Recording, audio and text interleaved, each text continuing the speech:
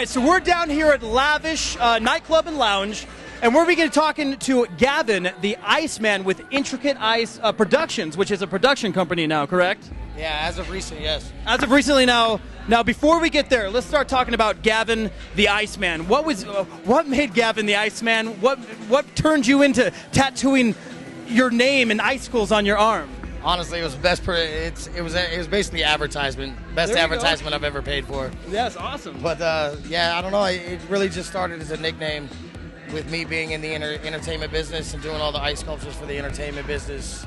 You know, Gavin for one, but the Iceman just kind of comes with it, I think. Well, exactly, and then everybody, you know, and every good artist, you know, needs a nickname and needs something like that. But, you know, how did you start? You don't just wake up and grab a chainsaw and start carving large pieces of ice. No. I actually had a buddy of mine that passed away in a car accident about 10 years ago. And we used to go over and hang out with his mom after the funeral because, you know, he was an only child. She was a single parent. So that was all they had was each other. So she was a mess after the funeral. So we used to go over and hang out with her constantly. And her best friend was dating the guy that I ended up learning from. He was the guy in the kitchen cooking dinner for everybody, and I just help him in the kitchen because he knows I'm a chef. That's awesome. So, and after that, he just kind of took me on as his muscle. Now, we've been in Denver for how many years now? I've been back in Denver since I've moved back for a little over 3 years now. 3 years now? And I moved back here to start my company, Intricate Ice. Okay, so what all have we been doing in Denver so far? Like, give me a list of your clients. Oh, wow. I work with I work in the entertainment business. I basically created the market. Okay. In the entertainment business. There was never ice sculptures in Denver until I came in. These other guys, I'm the youngest carver in Denver by 17 years. So you're the youngest carver in Denver, and you're the one who created the entertainment? Like, nobody used them, or? Basically. I mean, before I came in, there was these other carvers, they were doing, you know, they've got the caterers and the wedding planners.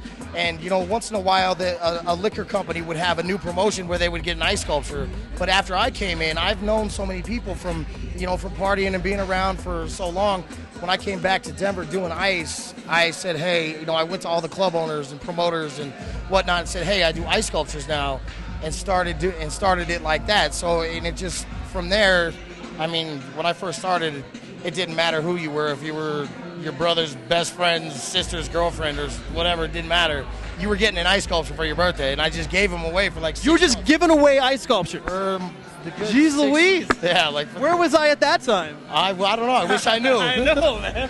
I bet you do. That's what just even more work. So you know, okay. So give me a client list. You say entertainment. You say, you know, you don't do that whole, you know, go out there. Let's do a catering event. Let's do a corporate event. You say, let's do the nightclub thing. Let's do that cool stuff. You know, like, what's some of your clients? You said entertainment. Like, are you talking like sports, Nuggets? Oh yeah. I do all the sculptures for the Broncos.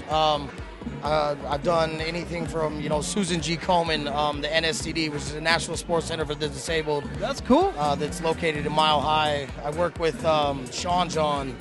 I've done fashion shows for Christian Audinger. I've done sculptures for Puff Daddy's private parties. I did the entire NBA All-Star game with my boss when I was in my apprenticeship. Are you serious? Yeah.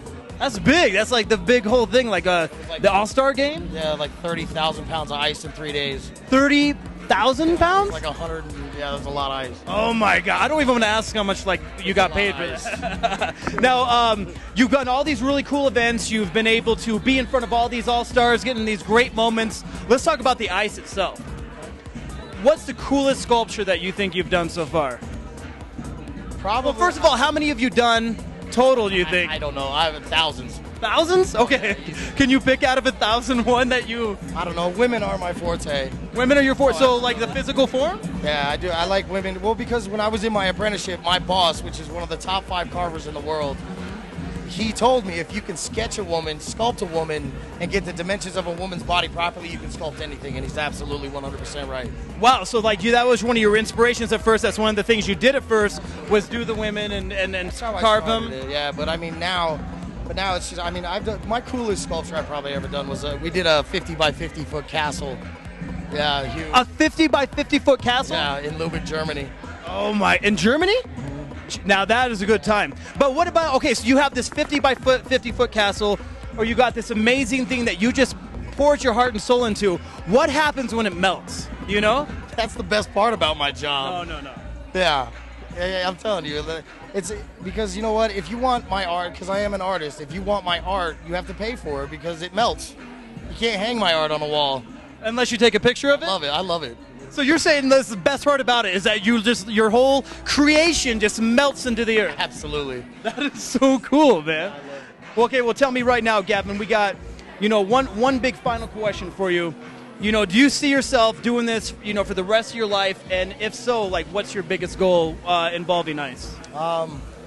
Well, yeah, I am doing it I tattooed it. I'm kind of stuck. You're kind of stuck with the blue icicles. I don't think that could be much else. Maybe a geologist. I don't know. No. So yeah, I don't know. My goals basically are to keep the entertainment business where I've got it now. Maybe get a little bit bigger and eventually take my company nationwide. I've got other carvers in LA and Atlanta, Miami, Seattle that are all asking me, like, hey, Gavin, what are you doing with the entertainment business in Denver? Yeah. And they want me to come out and help them basically do what I've done here. And cookie cut that. Right, and then basically get it set up how I have it here. And then as soon as I have my company and my name out there in those other cities, come back home and run it from here. You know what? I've seen your art. I'm a huge fan. I've seen tons of pictures. Gavin, I know you will do that, and I know you will do that well. Just keep kicking butt, my friend.